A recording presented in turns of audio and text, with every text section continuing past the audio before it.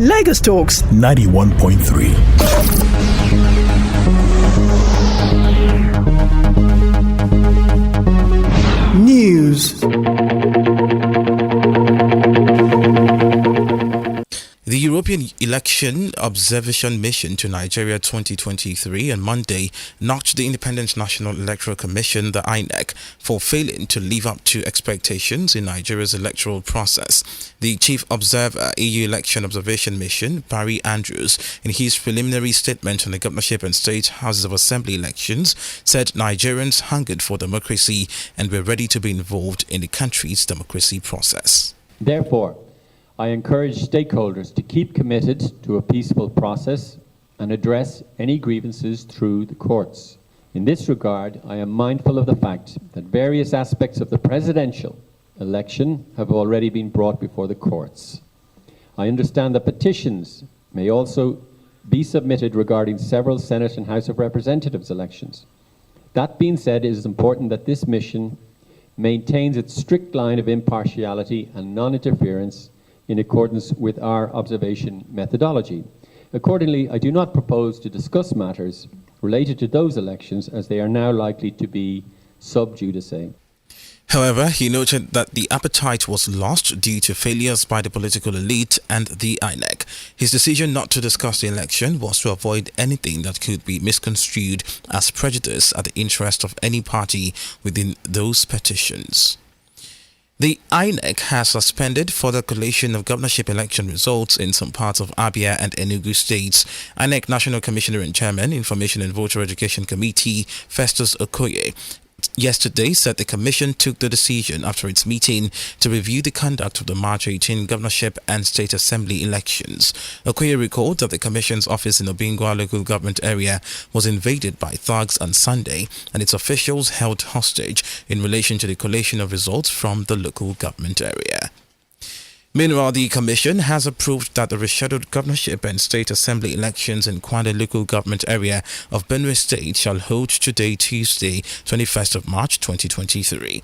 According to a statement by Okoye, the elections scheduled for Saturday, 18th of March 2023 had to be suspended following an inadvertent mix-up of some of the sensitive materials for the two state assembly constituencies in the area, that is Kwande East and Kwande West. For this reason, voters and stakeholders agreed that the elections should be rescheduled. The Commission further appealed to voters in Kwande local government area to troop out en masse and vote for the candidate of their choice. Similarly, the Commission called on parties and candidates to conduct themselves peacefully.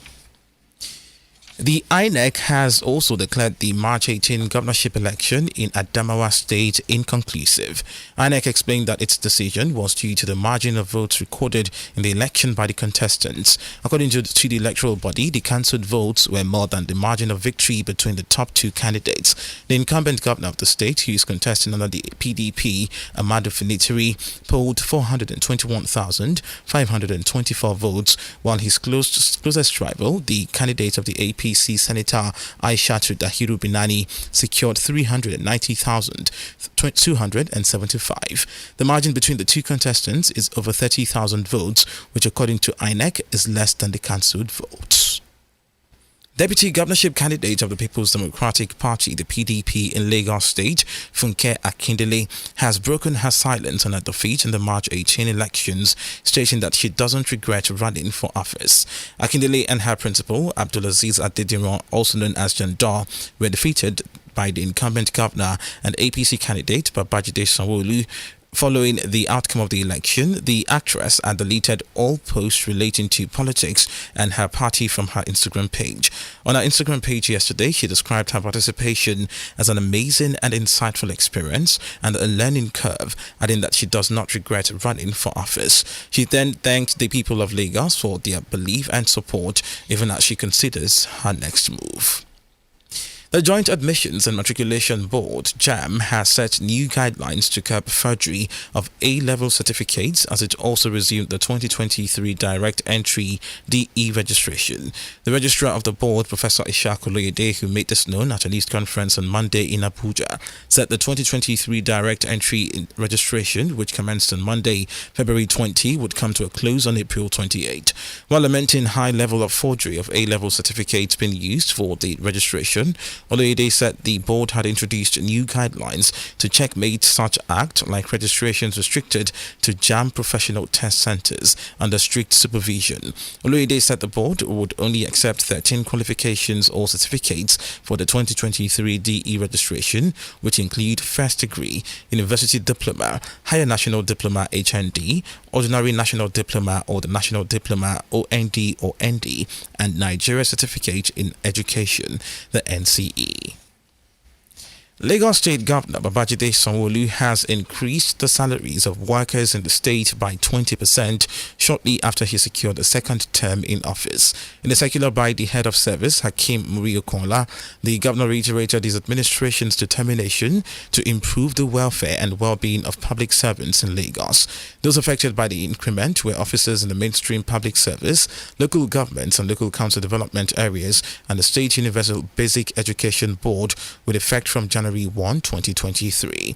This means arrears for the month of January 2023 will be paid along with salaries for the month of March, while the arrears for the month of February 2023 will be paid together with the salaries of April 2023. 12 Nigerian bands have been selected to perform in front of a dozen Spanish music producers and festival directors as part of the Nigeria-Spain Vis-a-Vis Cultural Joint Project. The project, which is organized by Casa Africa, Spain's public diplomacy institution, Nigeria's Ministry of Information and Culture, alongside the Nigerian Tourism Development Authority and the Spanish Embassy in Nigeria, is scheduled to hold on March 23rd and March 24th, 2023 at the Balmoral Hall, Victoria Island in Lagos. The artists selected to perform include Ara Queen of Drums, Tisho, the Clan Band, Invictus, Korea, the Sound Order, Baba Ojonugwa, JFO, Zita Oliver, Oge Kimono, and the Massive Dread Band. Others are Ruth Mahogany, I Am Hood, and Alio Plus. Vis-a-Vis is a professional meeting between Spanish cultural promoters and African musicians, which Casa Africa has been holding for 12 years, which aims to guarantee a greater presence of African music on Spanish stages. The two bands selected will travel to Spain in July to take part in summer festivals, which attracts national and international tourists. Before coming to Nigeria, Vis-a-Vis professional meetings have been held in Senegal, South Africa, Ethiopia, Equatorial Guinea, Ghana, Angola, Cote d'Ivoire, and Tanzania. The Rwandan Ministry of Infrastructure on Monday began the construction of new homes meant to accommodate migrants deported from the United Kingdom. UK Home Secretary Suella Braverman and Rwanda's Minister of Infrastructure, Ernest Nsabimana, officiated the ceremony at the Gahanga sector in Rwanda's Kisukiro district. Nsabimana said the housing development project for 528 housing units, which was supposed to take 6 months, would be implemented under the UK-Rwanda Migration Partnership, reached in April 2022, under which illegal immigrants and asylum seekers were to be sent to the East African country to have their claims processed there. The British government hoped the deal would help deter migrants from making the risky journey across the English Channel on small boats. Police in major U.S. cities are preparing for potential unrest in case ex-President Donald Trump is arrested this week as part of a hush money inquiry. Authorities in New York, Washington, D.C. and L.A. are ramping up their law enforcement presence. A Manhattan prosecutor may charge Mr. Trump over claims that he paid a porn star to keep quiet about the affair they allegedly had. It would be the first criminal case brought against a former U.S. president. Investors at the stock market of the Nigerian Exchange Limited on Monday lost 16 billion naira due to sell-offs in medium and largely capitalized stocks. The NGX All-Share Index, ASI, decreased by 29.35 basis points or 0.05% to close at 54,886.04 basis points from 54,915.39 recorded on Friday. Similarly, the market capitalization lost 16 billion naira to close at 29.899 trillion naira from 29.915 trillion naira posted at the previous trading. Meanwhile, market breadth, which is measured by market sentiment, was positive as 19 stocks gained relative to 14 losers. 9 players are now in the camp of the Super Eagles as the team prepares for the 2023 AFCON Qualifiers against Guinea-Bissau. Goalkeepers Francis Uzoho, Chijoke Anabuzo and Wilfred Ndidi are the latest players to arrive at the Super Eagles Abuja camp ahead of the match. The 6 other players who hit camp on Monday include Semi Ajayi, Alex Iwobi, Kelechi Iheanacho and Kelvin Akpoguma, and had joined the team for their first training session yesterday. Meanwhile, the Judges of Guinea-Bissau will arrive Abuja on Wednesday for the 2023 AFCON Qualifying Match Day 4 encounter against the Super Eagles of Nigeria. Basiru Kande's men will fly straight to the Nnamdi Azikiwe International Airport in Abuja from the Osvaldo Vieira International Airport in Bissau. Fulham striker Alexander Mitrovic is facing a lengthy ban after the Football Association said its standard punishment for his sending off at Manchester United was clearly insufficient. The Serbian has been charged with violent and improper conduct after a straight red card for pushing referee Chris Kavanagh during Sunday's 3-1 FA Cup quarter-final defeat. Manager Marco Silva has also been charged with abusive behaviour towards match officials and will also face an improper conduct charge for allegedly throwing a water bottle in the direction of the assistant referee. And that's it on the Word News this morning. But